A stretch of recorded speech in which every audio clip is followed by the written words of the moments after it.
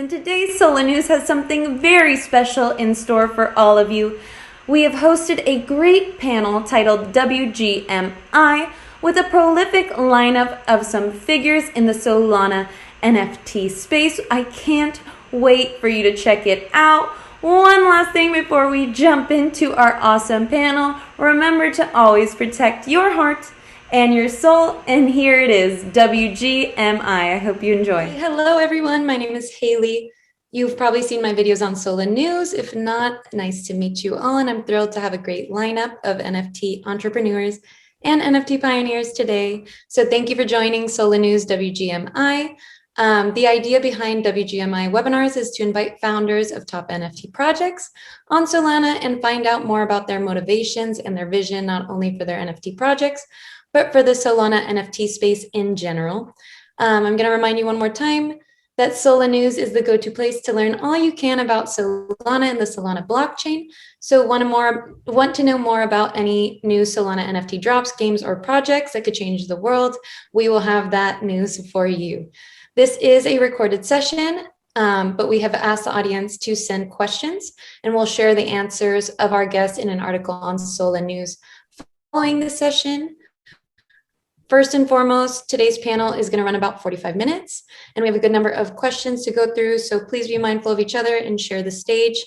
I'm going to be making 8 personal questions directed to each one of you or to a specific group of you, and then we're going to move on to the 5 general questions that anyone can answer, jump in, piggyback on a thought. All I ask is that we're respectful of each other's time. If at any point I cut you off, I don't mean to be rude. We're just working against the clock, and I want everyone to have an equal chance to share. So to begin today's event, I'm going to let you all introduce yourselves and your role in the NFT space, for lack of me being able to give you as good of an introduction. So for the benefit of our audience, can you guys please tell me a little bit more about each of you and yourselves? We can go in order. So if we want to start with Tom and then kind of go down the line on the screen. So we've got Tom, the mayor, A2K, and then Alexi, and then we'll have our Crypto Pets rep jump in when he gets here. So please introduce yourself. Thank you so much. Sure, thank you. So my name's Tom Escott, also known as the Transcendental Butterfly. That's my pen name for the project Afterlife. So I'm the creator really and the vision behind this whole concept. So my primary role really has been the development of the NFT concept. This is related to spirituality, and it really depicts sort of the odyssey of this particular spiritual seeker that goes through quite a journey accessing different realms, and it portrays the positive and negative aspects of creation.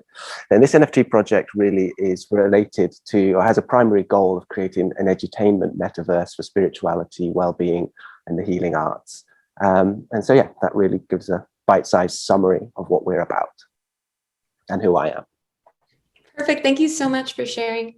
And then next, the mayor, if you can give yourself a little brief introduction. Yeah. Hey, everybody. I'm the mayor, and I'm running the neighborhood. I'm running basically community, Twitter, and collaborations and random Discord bots. There's 3 of us on the team. Myself doing community, another person doing dev, the builder, and then we have a designer. And we're trying to build basically a metaverse. So we're starting with homes, already have a map, and then going into your house and then starting to build more collaborative and like communication side. But yeah, that's what we're trying to build. Thanks so much. All right. Our next, I think it's A2K DeFi. Hey, my name is A2K DeFi. I am the co-founder of exchange.art. We are the destination for all art on Solana. You said it all. Well, all right, perfect. Short and sweet. Thank you so much. And then last but not least, Alexi. Hey, I'm Alexei, and I'm one of a 2-person team, I guess, of Bone World. Me and Maria are like the main artists of it. We've been, creating characters for TV commercials and short movies, I guess, for the last 5 years together, and I've been doing it for 15 years. And I figured, it's been too much time being spent on, companies using my art to sell cereal and sneakers. So instead, I decided to, let's try and cut out the middleman. And since people seem to like what we make, maybe we can just, go directly to the customer and, entertain people and let them, enjoy that without being sold to or forced into anything. So yeah, so we make these stylish skillies, and there's a whole bunch of utility around them. We're planning to integrate. We're making FBX files so you can run around with them in the metaverse, and we're making more art collectible drops. Like it's mainly like being targeted like it's a digital collectible toy. Like that's what we're kind of aiming for.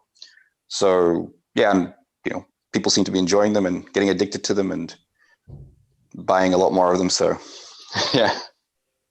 Quite addicted. Well, very cool. Thank you so much to everyone. If our last guest joins us, we might need to take a short pause to let him introduce himself. But if not, I think that might, oops, or maybe not. Oops, I got excited. Okay, Yeah, if not, it's him. it is? Oh, perfect. Okay. Hello, welcome. How are you? Hey there. So sorry about that. I got a little confused with the recording date and the actual date. That's my apologies. Was on another AMA. Sorry about that. No, don't worry. We've saved actually the best for last. So you did miss everyone's little introductions, but if you're ready, I'll give you kind of a brief second to introduce yourself and tell us a little bit about who you are. So you're right on time. Perfect. Should I get started right away? Yeah, sure. So we just went down the line. So you would be our last little introduction. Fantastic. All right. So I'm the zookeeper from CryptoPets. In summary, we have built the first augmented reality technology on Solana. We have also built a play-to-earn game called Crypto Dash, and we are building a virtual lounge, which will slowly be expanded into a virtual world that we're building for CryptoPets.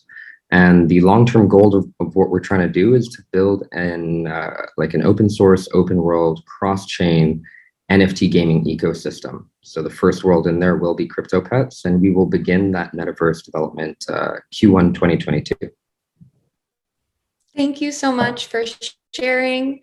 And then just to give you a little synopsis of what I just said, we're going to be jumping right into 8 questions dedicated to some of you, personalized. And then after that, we're going to go into 5 general questions where anyone on the floor can kind of jump in or piggyback off of each other's ideas. So without further ado, thank you so much to all of you for introducing yourself. Let's start off with our personalized question. And my first question is dedicated to the mayor from the neighborhood. So the mayor, first of all, I love the project. These houses are super cute. Thank you. My question is that making an NFT collection is a complicated process that many people still don't really understand. What would you say to those that say NFTs are basically just Fiverr art projects that have been monetized in somebody's favor?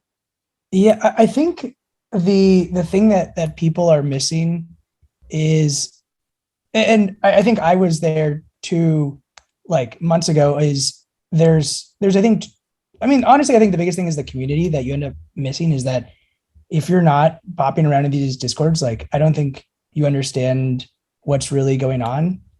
There's a couple that I've been in where people end up meeting their own co-founder to then create their own project. I mean, it ends up being a way to garner kind of like, I don't know, members who have similar interests, similar values, enjoy the same art, enjoy the same vision, and that ends up leading into something special after that. And so, I mean, I think it starts with the art, goes there, but then, I mean, as everyone else here is doing as well, there's also the utility that I think isn't really talked about outside of the space. That maybe because the first couple projects were just profile pictures, but that seems to be the way that things are going. And I think that ends up being where the world really takes it. Perfect. Thank you so much for sharing. So you're saying it started with profile pictures, but it's pushing to something greater is what I make out of that, right? Pretty much. And I think from both the community and the value that you get just from that, and then the utility that everyone here is building.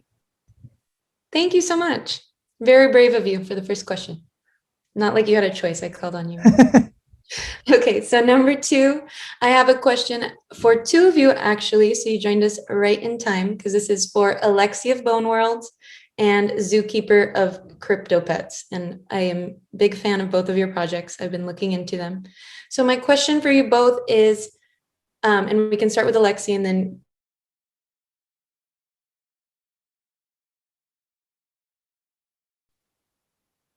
I missed all of that. Okay, we see. Alexia, I don't think that's just you. I think she Yeah, did. yeah, same for us. Dropped out. That's her side. Yeah. So while we're waiting for her to come back, the question was, at the inception of your NFT project, what was your main focus? How has the project changed since then? How has your focus changed since then? Have you achieved the goals you had set out for yourself until now? Alexi, why don't you go first? We're big fans of Bone World, so I'd love to hear what you have to say about that. Thanks. Yeah, well, initially this project was, you guys can hear me. Yep. Okay. Yes, you're fine. Yeah. Initially this project, as I said, it was, mainly like an art project. It was, me finding a way to, connect with people who like my art instead of, going through the advertising route, but, go directly and produce it as something that people collect, because that seems to be a thing that people enjoy. And I'm always like, I've been like a digital collector, like for ages. Like I've been like, for me, like it's mostly on Pinterest. I love collecting references for potential future art projects. That's like, I just like have a huge amount of boards there. But the thing is, once we launched, I realized that this whole NFT concept has so much more to it. Like it's all in one. It's like, it's a Kickstarter system, it's gambling mechanics, it's community building. It's kind of like a daycare, I guess. Like sometimes the Discord feels like we're just entertaining kids in a daycare. And I feel like a lot of these things are kind of like, they're all intertwined together into much bigger things. Like this is like foundations of, I was just talking on my other Twitter space I was on, how there was this company called Pencilish. It's like a bunch of these top artists from Disney and Pixar and DreamWorks, and they decided to start their own studio. And they were trying to raise, I think, like $1 million, and they've been doing it for like 2 years through like classic systems like Indiegogo or Kickstarter. And for them, this NFT system would be perfect because they're all artists. They could draw stuff, and then those things that they sell would be like the initial kind of investments for the future projects. And people, like I think like this whole collectible, like it's like a mix of like shares, but with pictures and, stuff that's like unique and stuff that can grow in price and it can be traded I find it amazing that the potentials of where this can go. Like my project wasn't really geared for this. So I'm kind of, attaching pieces to it as I go, it's kind of like assembling it while we're already in the air. But yeah, it's very exciting from that perspective. Like Yeah, and building on what Alexi said about Bone World, I mean, by the way, Alexi, I'm a huge fan of your artwork. Thanks. I'm hoping to collect one of those gas masks myself, actually. And I love how you guys are building on additional utility as you go. For Crypto Pets, who, we've been partnered with Bone World a little here and there too. We had a slightly. Sorry, I haven't been more active. It's just, it's chaos. Oh, don't worry, man. Look, we really appreciate all the help you guys and your team have done for us. Like, it's been great, right? So yeah, I guess to answer the question that you guys asked about, like, did we plan this all from the beginning? Have we accomplished what we set out to? We kind of took a different approach. Our team actually came together originally to build the Omniverse, this, futuristic NFT gaming metaverse. It's a very long-term vision. What we did then is kind of like backstep and realize, like, look, AAA games are going to take, 5+ years to develop. What can we do to show value today? What can we do to continue iterating on this and get us to that final goal? So no, I don't think we've achieved even like 10% of what our final vision is, but we have made it a point as a team to show to our community what the value that we're delivering before heading into mint. And that's one thing that we've really drilled down on. So yeah, still a long way to go for us with Crypto Pets. We formed the company to actually build the Omniverse. And that's why, all of the tech being developed in the Crypto Pets now actually contributes towards all the tech that every NFT project will be able to use once our framework is live. Nice. Yeah, actually, that's a really good point that you brought up about the whole that you can't go for the long-term stuff without having like short-term, content, being delivered to the people. And yeah, that's what I realized. Like we can't really go straight for the mechs. We're kind of aiming at, smaller things along the way to keep people, entertained as we go there. Yeah, and definitely. I mean, Alexi, I'm so happy we're speaking directly here. Sorry, we're kind of taking over this, but yeah, we have a lot of exciting stuff planned, and we'd love to have you guys involved in terms of rendering in your stuff 3D, etc. We've spoken to your team about this. Very exciting. Would love to work with you guys. For sure. Can you guys hear me okay right now? Yep. All good. Yep. Can you hear me okay? Yeah. Perfect. Okay. Just making sure. Okay. So thank you so much to the both of you. You both had some great points. I'm going to move on to the third question. 2K DeFi of exchange.art, our favorite exchange. So building an NFT exchange is an ambitious endeavor, especially given the competition. So please tell us a little bit more about your specific journey and the main motivation behind your venture to start exchange.art. Yeah, I mean, we view NFTs as like art objects are just one objects that you can make from an NFT, right? You can make in-game objects, you can make game highlight reels, you can make music videos, you can make music, you can make fashion, all kinds of different things can come from NFTs. And the reality is, as you look at like our competitors, and even if you look at things like OpenSea, they're not designed for e-commerce. They're not designed for commerce. They're designed for single collection situations without any tie to a brand or without any tie to kind of what you would typically see on e-commerce functionality, right? So we feel like with the exchange.art, where we're starting is the 101 artist, but where we're going to be going is the future of digital commerce on Solana. So that's, I hope that answers your question.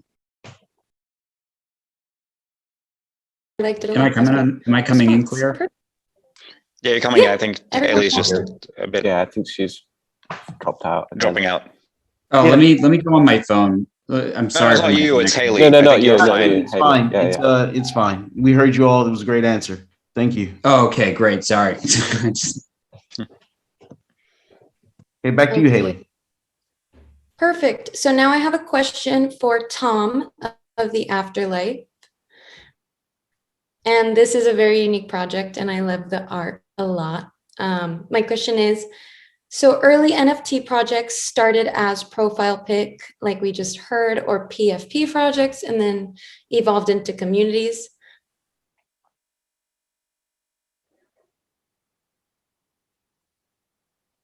Among these, or is it a different? I think Haley needs a new router. You know that American. I'm really not working. You guys, I got American half of internet the is not as question. can you good hear as- me at all? No. Can hear You you hear now. me How about like now? 60% of the time. No. I'm so sorry. So do you need me to repeat the question, or could you make it Yes. out? I got the beginning of it, Okay. but not. Yeah, if you could repeat it. So early NFT projects started as profile pic or PFP projects, and then evolved into communities. Is your project among these, or is it of a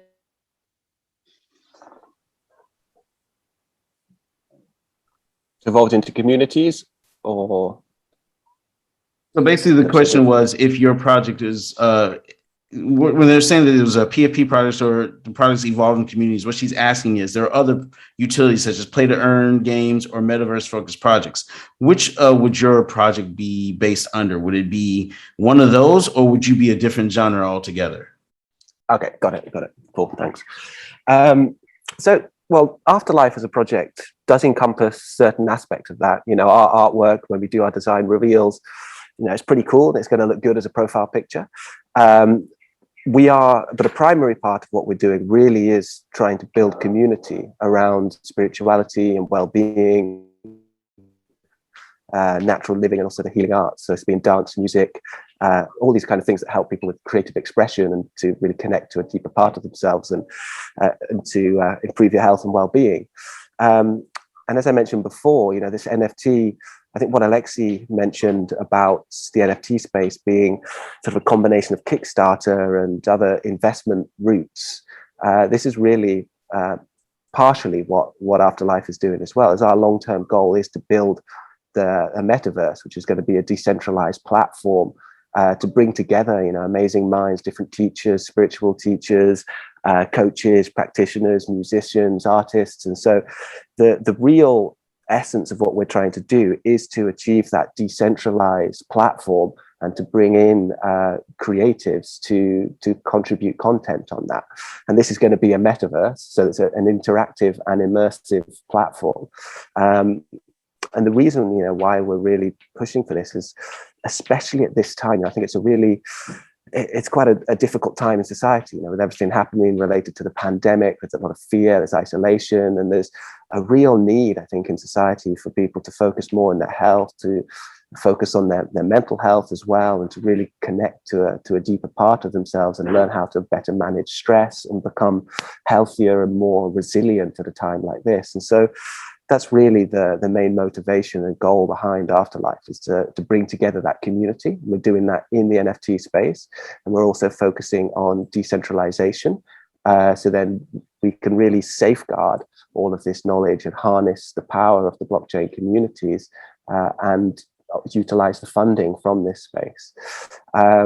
So yeah, that really, in a sense, I would say we're kind of all of that and a lot more.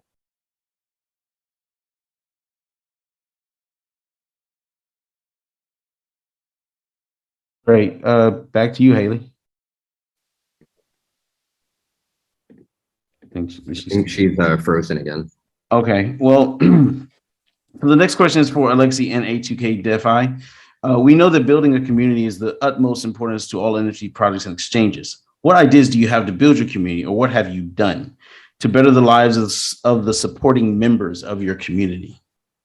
Yeah, so for us, one of the things that we focused on is kind of the forgotten folks. We felt like there's been a ton of attention on the PFP side, but not a lot of attention on the 101 creators. And so we tapped into that and created a ton of artist ambassadors, and they're very energized and they're making sales and they're onboarding people into the ecosystem. We've onboarded probably about 75 Tezos artists in the past 72 hours. Nice. So, it's really about going after the people that aren't getting the attention, but want a sense of community. And that's one of the things that we've done is how do we uplift these creators and change their life, no matter where they are around the world. Awesome. Alexei? Love your course, man. It's really good. I've got to get more Bone World onto exchange.art to just kind of. I can't wait to get Alexei's 101 work. That's what I really want. He is so talented. Thanks so much, man. Yeah, that's one of on my many things to do list is to delist everything from OpenSea and switch it to exchange.art. Yeah. I can't wait. Honestly, I really can't wait. You're such a talented artist. I'm actually personally a collector of Bone World, and I love the project. Thanks so much, man. I hope we can keep amazing you and entertaining you with the future plans. I wanted to figure out how to use the one-of-one stuff that I make. I was thinking of combining it somehow with Bone World so that it's maybe stick some. We have auctions. We have auctions coming at the end of the month, early January. So if we want to do a little legendary auction, I hear that's hot right now. Everybody's doing legendary auctions. So if you want to jump in on that, we can definitely talk about that offline. That sounds interesting. Okay, cool. Sweet. Legendary auctions. Yeah. And I just get added to the original collection. Yeah. Well, it's an additional thing, but we could talk about it offline. I don't want to derail this. Sorry. This talk. Yeah. Question was about how we give value to the community that we built. That's a good question. I mean, I think with our community, I'm kind of like, I don't know if you guys remember a TV show called Art Attack. It was like where this artist just showed like how to create things with everyday items. Yeah, and kind of part of what I wanted. Yeah, and part of what I do with this, with part of the kind of entertainment part of my project is I want to teach people how to make art with cheap or free tools that are available either online, like in the browser. Like the first part of it is, I posted, it was a small tutorial where you can grab our Bone World skull and you can sculpt on it right in the browser. You don't have to install anything. You just, load it up and you can, do some virtual sculpting. And I want to do more of these like small kind of projects that you can do like, 5 minutes at a time and then, do it on the weekend or something. And yeah, so we've been doing a lot of that. And a couple of our collectors are already actually jumping into 3D modeling because they're like, I want to make stuff like Bone World. So they're learning Blender, and some people are getting to cinema and sculpting. So yeah, I think that's kind of our community thing. But also our community is just like someone told me, like someone was asking me in a different Twitter space on how I built the community. And I'm like, I wish I could tell you like some secret sauce, but really I just turned up and I listened and I participated. That's, that's really all it is. It's like, how do you, raise kids? You just sit there with them and you let them play and, provide that kind of environment where people can share and learn and, yeah, it's pretty much my answer. Thank you so much. How's my sound? Okay. Your sound is great. Sometimes you kind of drop out, like you start talking and then it just kind of freezes. But right now, all good. Oh no. Okay. Give me a warning if anything happens again. I have one question for the mayor. So this question is, I'm aware that you have started early as a multiple minting project. How did this go for the neighborhood? And would you do things differently if you launched your project today? Yeah, so we took this approach thanks to our friends at Desolates. They did it like a month or two before us, and they've been advising our project. And I guess like just it seems like a lot of other projects take the opposite approach of just building the community ahead of time and then minting on like a single day. And we thought it made more sense to do this, at least from our side of like, one, you can start the price cheaper for the early adopters, and that kind of rewards people for being early when there's more risk, there's no product, there's little community. And slowly, as we've been able to build up the community and build up the product and the utility, be able to raise the price and release more and more. And I think we would do it the same way. I think that we would, the biggest problem we ran into, I'm not sure if anyone here tried to mint, but early on we got botted on basically our first real one. We did one of 21, and then on the second one of 250, basically like 90% of the drop was bought by some botter. We don't even know who it is, but that kind of like destroyed a bit of the brand. And like while we were having a good amount of hype at the time, it kind of set us back a good chunk in trying to recover from that. And so, I mean, some like good and bad to that is a small chunk of the whole supply. So it could have been a lot worse, but on the other side is like, it's a single hit that can theoretically take down a project if you don't handle it well. Yeah. I just wanted to say I was a victim to that twice. I'm sorry. I hope we made up for it. Wait, so what's the problem with the botting though? Like, do they mint all your stuff and then they put it back on the market, or they didn't even? They just minted it all, and then people were pissed. But okay. Okay. Sometimes botters will take the stuff early and they'll sell it on the market early. So what it does is it sort of makes the trust level of the people of your community go down when that happens. Yeah. Not everyone thought that we screwed them over somehow, trying to figure out what happened. We also just didn't have more things ready to mint. And so, and also we were worried that if we did it again, it would just get botted again. Right. And so we had to spend time trying to recover from that and figure out from an infrastructure perspective how we could get it so that way we wouldn't just get botted. So one thing we did at CryptoPets to kind of avoid the whole botting concern as much as we could, of course, you can't fully prevent that. Our first drop was 4,500 NFTs out of our 9,999 collection. We sold 45%, so 4,500 of those during the first drop. but only 500 of those were available to public. Right. So that the rest of it went through community allocations, OG spots, whitelists, all this kind of stuff. And like we put in not very hard to grind mechanics, but mechanics where you couldn't just like blow past everything. Right.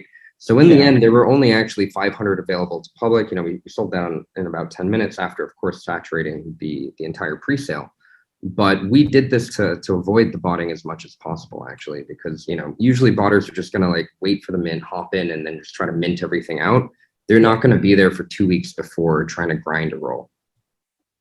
Yeah, that's smart. That is the route we ended up taking after the fact, and taking a whitelist, and that's definitely the thing that would have been from the beginning. We hadn't realized how big of a threat it was going to be, especially early on. Yeah, interesting. Like, Go ahead. no, I was curious what the theory. So I'm assuming like these botters, they want to mint them all and then sell all the, you know, drop all the cheap stuff and then keep the rares, or what's their what's their game plan? Yeah, at least I don't know. So at least from our perspective, the thought was we were selling it at like basically below market, and they thought they could make a decent profit pretty easily. Mm-hmm. Right, because if you're doing mint in stages, then the price goes up as it goes, as more and more get dropped. And so this was pretty early on that they figured that there was enough hype, like, I don't know, 1,000 people had joined in the last week. And so they're like, we could probably just sell these the next week or the week after. Or once the full mint happens. So traditionally with botting, you're coming in as otter and you're trying to, grab all of the rarer ones. You're going to do a mass botting trip to try to buy out as much as you can, identify where the rare ones are, and keep dumping everything below floor that isn't, so that you have more liquidity to snipe the other rares going onto floor. But that's more of the traditional model. What we've seen recently with other projects, I'm not going to name them, but they've gotten botted pretty hard, where they had back-end access to the list or report of what they would be minting in, so they don't even bother or mass botting anymore, right? They're sweeping. I read about it was like the candy machine. It wasn't even candy, as it turned out. It was publicly available in candy machines. Just people weren't aware of it. Yeah, exactly, and that's the new form of botting. I would say it's slightly more complex. And again, you know, this is why we split our 4,500 first drop into 5 different allocations. You know, like it's exactly for this reason. We're totally aware of what's happening with these botters, and we're trying to work against it. But I mean, every time you do something to prevent it, they'll innovate, right? Yeah, because I really like the way the mayor did it with the small mints and, you know, like the stage. Like if I was starting again and if I was leading my project, because initially my partner was doing all the kind of logistics, and he was helping us launch. I would also do it in these small packs. Like I would release them, you know, like a couple of hundred at a time, maybe maybe 1,000 at a time. That seems like a very good community building approach. Yeah, and aside from botters, what you actually get rid of is flippers as well. You know, I actually had a very funny interaction with a flipper who DM'd me, who contributed or partook in the Crypto Pets first drop. And he DM'd us a few days after, and he said, "Hey, I wasn't aware that you guys are doing your second drop on the 20th of December or the 21st, right? Pre-sale public." And we were like, "Yeah, well, it's been announced everywhere. Sorry, like, for the confusion." And he was like, "Yeah, like, to be honest with you, I was just buying this to hit secondary. Like, what can I do?" We're like, "That's exactly why we phased out the stuff, is to keep out flippers and botters." So, you know, that helps too. Yeah, that was also the initial intention of doing it, was if there is no secondary that's coming immediately, then people are just, I mean, there's some liquidity on SolSea, but there's not just people going to buy it. And I mean, there's a couple, there's always going to be this, but it makes it slightly harder and incentivizes people to hold. Yeah, I remember when we were launching as well, people started selling and buying on SolSea and like getting scammed. And I'm like, just wait, just like, you know, like a day or whatever it is, you know. It's that whole I want to be a ape thing. They want to make the same money as the bored apes real as quick, as fast as possible. Yeah, I mean, I get it for the sellers, but I mean, the buyers, like, just dude, you know, like, why risk it for? Yeah. We actually had somebody who missed out on the first drop, FOMO'd into buying a fake one, and he actually paid 1.5x our mint price. And he had OG spot. He was going to be guaranteed a mint next time. He just didn't want to wait. You know. Well, I guess good marketing, right? Yeah, and that's one thing I really want to like attest to about the phase drop as well, is if you're like if you're actually building an additional utility or you're showing additional designs or just show that the team is hustling in between these drops, it builds a lot of FOMO for the next one. Right. Let's get back to the questions because we're almost out of time, guys. Haley, you there? I think she froze. Yes, I'm right here. Okay, go ahead with the next question. All right, 1 second. I have people coming.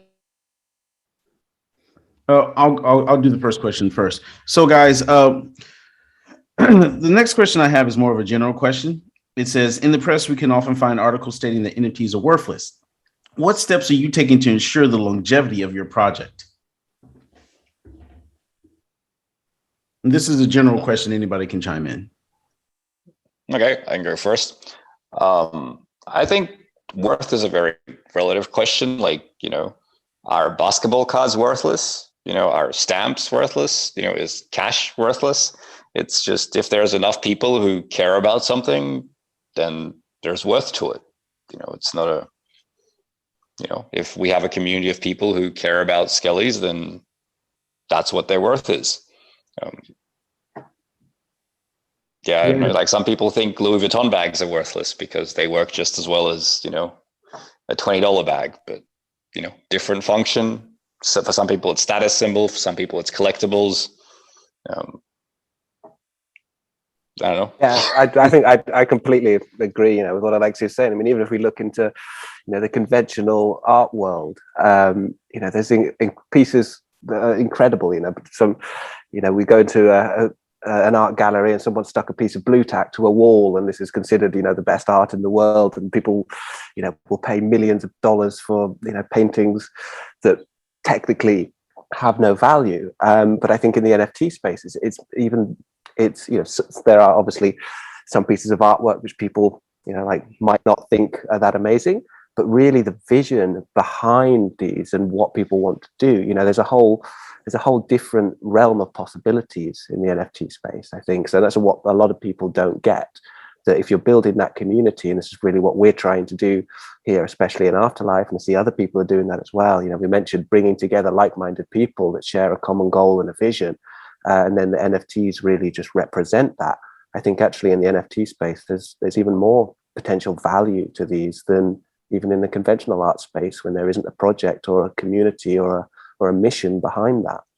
Yeah, kind of building on what Tom said and kind of playing devil's advocate to an extent, right? I do think that there will always be space in the NFT community for more speculative value, when that's really down to intangible stuff like, the artwork, the quality of the output, etc. What we're seeing right now is a very interesting transition into, the market demand changing and looking more for utility. And so that's where, it kind of differs to the traditional art space where, for us in our project, to answer your question, we're trying to build in as much utility as we can. For example, with our game, you can only render in to the game as a pet. If you don't have a pet, you have to rent one from one of the holders. So if you're a holder and you're not using your pet, it automatically gets added to a fixed rental list and you're generating passive income, right? We're trying to build in as many mechanics as this as possible because unlike Alexi, we're not like super focused on quality design. What we're trying to do right now is build a long-term vision. We chose voxel design because that's easier for us to animate and easier for us to iterate on. But I think that there's very much room for both in there.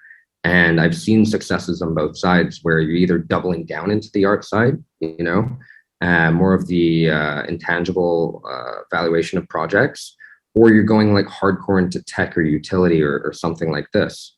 One thing that I'd like to raise, which I'm not sure if anyone in the panel is actually tackling as well, is, giving back. I've seen that as like something that's really gaining popularity in the space right now, are projects that are focused on giving back as well. Yeah, it's interesting. There's one project that they in the U.S. there's a big opioid addiction problem, as a lot of folks knows that are in the U.S. there's a rehab center that has very close ties with like West Virginia and some of the other states that are really hard hit, and they're building facilities to help fight this huge problem that's happening in that part of the region of the country. And they're wanting to do an NFT project, and that's going to go towards 100% of the proceeds are going to go towards building out these facilities that are going to help people. And these people are folks that are on Medicaid, which for folks that don't know what that is folks that can't afford their own health insurance, so the state pays for it. So there's definitely some really cool real world applications giving back. I do think that's an angle. To the point on the question around like the value, it was funny. I have 2 Googles. There's 100 currently. I think there's like 84 or 85 or so that are currently issued. I could have a golf membership for 150 grand. I don't like golf, but I do like talking to people that have access to money, and that community has it. So, it's a new way of getting at the same exact thing that happened with like a golf membership club, right? COVID happened. You can't go golfing. So what do? So NFTs are a new way to do virtual communities that are gated, that only people with that NFT can get access to. So like that is a real use case. And there have been real business deals that have been done through these gated communities, depending on which one you pick. And that's a great point. This is, in a sense, really what Afterlife. We really are trying to build this community to help people at a time of great need, and we're actually starting that right away, even in our Discord. Sharing daily content. So it's not just a future vision, but it's something we're already starting to partner with people in the community and getting people to share content immediately that's going to help people, to relieve stress and to improve their well-being. And so it's something that we're trying to help our community as much as we can right from the get-go. Let me go to these hands raised really quickly. Thank you so much. And then Reason, you can let us know if you think we have time for one more question, or if we should just wrap up this one. I'll let you go first. We have time for one more question, guys. And then, we'll do our closing. Thanks a lot, everybody. And then Zookeeper, did you have a quick question? I saw your hand was up. No, it was just more on the last point about, the discussion about utility, speculative value, the value of community, having these kind of gated communities. It's funny because I'm personally a holder of the Degenates, and I've been talking to them about this as well, right? They're one of those blue chips that started very early on, beautiful artwork. But I've been telling them, look, at this point, like we need to either be looking into tech, leaning into, those metaverse plays, et cetera, leaning your brand into that. Real life meetups to kind of strengthen that gated community feeling, that sense of like, like we're part of something, or additional utility through, DAOs have been trending for a while, creating some kind of fund around that. So yeah, I completely agree with you. I think that, we've seen this a bit with the Bored Apes Yacht Club.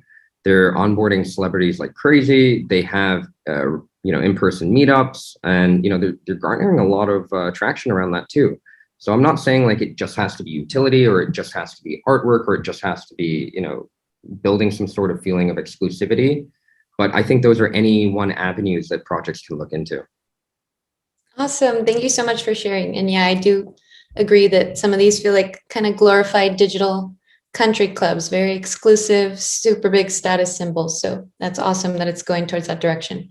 So our last question for the floor is going to be that given the spotlight on NFTs right now in the media and the numbers, we may see a regulatory crackdown sooner or later. So what do you think could be done to help NFT entrepreneurs and NFT owners in the context of regulations or policy coming?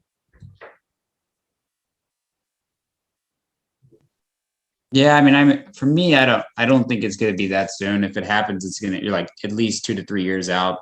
The SEC, as an example, barely has enough staff to handle decentralized finance, let alone NFTs. And the last thing they want is Solana monkey business versus the SEC to show up on a legal case. Like it's just bad. Yeah, I feel that would I'm suck sorry, for I them. found that really funny. I'm over here giggling. I mean, I think that there's like, I think people have to be very smart on how they communicate what they're doing. One of the things I really respect about Draper from Galactic Geckos is how he said, hey, when you buy this Galactic Gecko, you are buying digital art. You are like, this is not an investment promise. You're buying digital art. And if it goes up in value, fantastic. Then it's just like any other art piece. It's going up in value, but it also can go down in value, right? So you're buying a product, right? Just like you would go to a gallery and buy a piece of art. So you just have to be really careful on how you frame things, because if you frame them like an investment contract, then you could get in trouble down the line. So you just have to be really smart in how you communicate. Thank you. That was a good response. Building on that point, we've been looking at different jurisdictions, regulatory frameworks, accreditations needed, etc. I would argue, and I could be wrong, that the SEC is probably leading the space right now. Like a lot of international governments aren't as on this as the US is, but even then, I don't see that that's going to be changing anytime soon. I mean, it's a mess for them to clean up and try to track everything, right? So it's very gray area right now. Whenever people ask our community like what they should be doing in terms of declaring anything, and look, we just tell them like, guys, go by the book. Like you never know when the laws are going to change, and I think as a brand you should be advising that. Whether or not we as a team think that that's going to be changing anytime soon, that's a very different story. But we want to be on the safe side with our community. Great, thanks Yeah, so I much. mean, I think the rule, like, don't be a dick. I think, that's, when you're doing stuff, it's, do it with good intentions and make sure you document that it was done with, not with the intention of because like the problem with a lot of these projects, like they're trying to sell you that they're like, it's a huge, passive income, get rich quick. And well, obviously if you do that, people are going to eventually, pay attention to you. Yeah, I think as long as you have good intentions and they do change the regulatory framework and you can prove like, look, guys, we've just been doing the best that we can. It's an ever evolving environment, right? Like I think people also have to be understanding about that. Yes. Well, all right. If everyone's finished, that does wrap up our questions just because we are pressed for time. I'd like to thank our prolific panel of Solana NFT pioneers, creators, and founders for joining me here at Solanews today for our WGMI webinar. It has been so great getting to know you each a little bit more and having you share your projects, learning more about your projects that you are all involved in. So thank you so much. That wraps things up for me. I'm going to let Reason say whatever he's got on his mind really quickly. Sure. So I want to say thank you to everybody on the panel. I am a big fan of everything that you guys are doing. I think that everybody on this panel has great intentions and great plans for the communities. And I personally cannot wait to see what else you have in store. Alexi, I've been in contact with you a few times about your project. It's amazing. A2K, I think I think you're super altruistic, A2K. And I think the ideas that you have are groundbreaking. Mayor, I'm talking to you all the time. I love your project, and I hope I can get a darn nice house sooner or later. Tom, the mental health thing is going to change the game, and the Zookeeper. I tried to get a crypto pet the first time. I couldn't get it. I'm definitely going to try again. I think all of you guys have done an amazing job, and we at Solanews are more than happy to follow your journey and document it. And we're going to be here for you, and we continue to believe in what you're doing. And thank you so much for joining our panel. Well, we appreciate you guys. Thank you. So thanks, man, for hosting. Yeah, thank you. Thank you, everyone. Really cool to meet you.